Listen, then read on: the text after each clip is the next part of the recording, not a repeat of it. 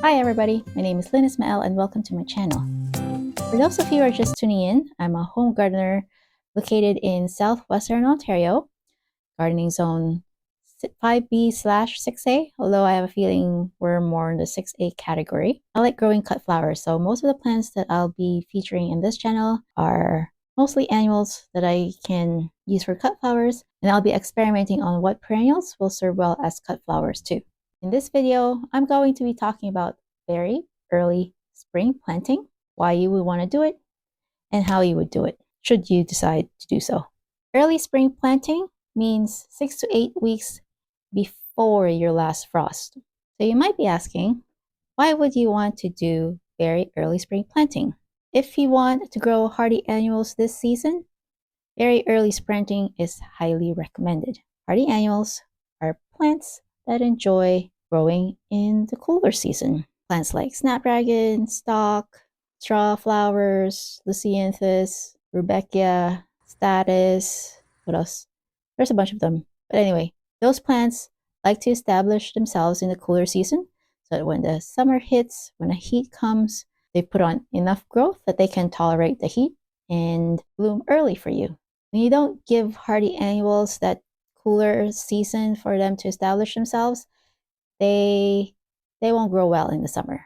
Or if they do, they're just going to be really tiny. There's not much stems for them for you to cut as a cut flower. So that's why some people who are not aware that they're cool season animals just write them off as plants that don't grow well in their season. They can grow well in your area, just that you probably didn't plant them in the right season. So if you want to go the kinds of flowers I mentioned earlier, or if you have a particular type of annual or plant that you're thinking of growing this year, check first whether they're hardy annual, half hardy, or tender. Because if they're hardy annual, you should be starting the seeds now and plant them out very early in the spring. Next reason why you would possibly want to do a very early spring planting is that it's not hot, it's not humid, it's the perfect gardening weather. Granted, you have to make sure you're wearing the right clothes.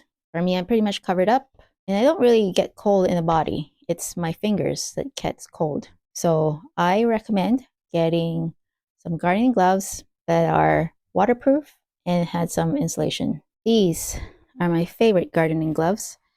They're not really gardening gloves, they're just called waterproof winter work gloves. These gloves keeps my hand warm and dry. The only thing is, if you need fine motor skills, like separating soil blocks, all that little intricate stuff, I find that these are a little bit clunky. But for the most part, when you're applying compost or raking or doing whatever you need to do outside in the cooler months, I would recommend this brand Schwer. Schwer. And the third reason why I like very early spring planting is I don't have to deal with mosquitoes. I don't know about you, but I don't like being stung everywhere. So in the very early spring, there are no mosquitoes. So those are my three reasons. I'm going to grow hardy annuals. It's perfect gardening weather, at least for me. And there's no mosquitoes. So how do you actually plant in very early spring? The thing is, you should have prepped your bed in the fall. If you work your soil in very early spring, it might still be soggy. So if you have clay soil and you start working that soil, you're just going to compact them even more and it won't be good for your soil structure. So ideally, you should have prepped your beds in the fall. But if you're just seeing this video now and you want to grow hardy annuals, you can still plant them, just have to do a little things differently. You can use pots or you can build a raised bed garden. Now, you don't have to spend a lot of money on raised beds. You can just buy fence boards and build your own 3x6 garden bed that are at least 6 inches tall. So if you want to use a raised bed, you can just pick a spot in your garden, put your raised bed on the spot that you want to plant on, and just fill it with soil. So once you have your bed ready, once the nighttime temperature is starting to reach above -5 Celsius, then that's my cue that I'm ready to plant my hardy annuals.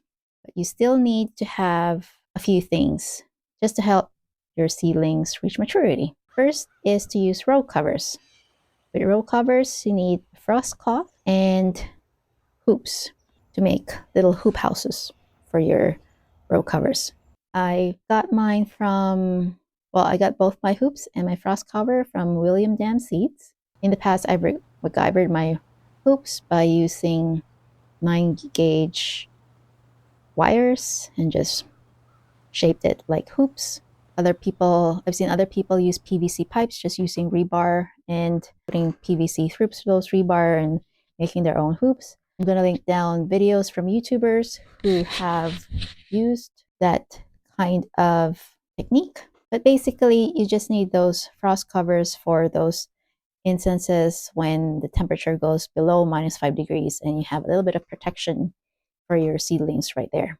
Row covers are also great if you have deer or rabbit pressure, because if they don't see that there are seedlings growing in there, they won't bother it. Those row covers are also great for wind protection. Even though your seedlings may have been hardened off, if you live in an area that has a lot of wind, it's good to protect your seedlings a little bit more. The frost cover gives that little bit of protection until their stems get stronger so they don't flop down and grow to the side. Although you can use supports for that if you want. And like I mentioned earlier, just make sure you're dressed properly, because if it's cold out there, you're not going to enjoy gardening. So make sure your body is warm and your hands are protected, because it's usually the hands that get cold first before the rest of your body. And it doesn't make gardening in the cold very fun if your hands are frozen. So there you go.